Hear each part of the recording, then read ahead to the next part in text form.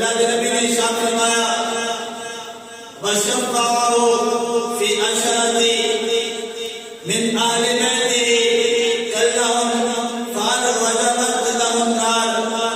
قرآن کی حفاظت کرنے والے، قرآن کی حفاظت کرنے والے، قرآن کو یاد رکھنے والے، ان کی شان کے متعلق اللہ رب العالمین نے فرمایا کہ اللہ قرآن کی حفاظت کرنے والوں کو جنت میں اعلیٰ مقام عطا فرمائے۔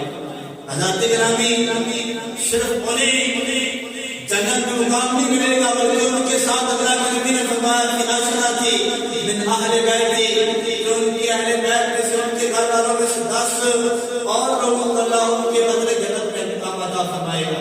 حضرات گرامی، حضور صلی اللہ تعالیٰ علیہ وسلم نے فرمایا وہ 10 لوگ کون ہوں گے؟ کلہم فان وجبت لہم النار، قرآن کی حفاظت کرنے والا جس کو اللہ جنت میں اعلیٰ مقام عطا فرما رہا ہے، اور اس کے صدقے اللہ ان 10 لوگوں کو جنت میں اعلیٰ مقام عطا فرمائے گا جن پر جہنم واجب ہو چکی ہوگی۔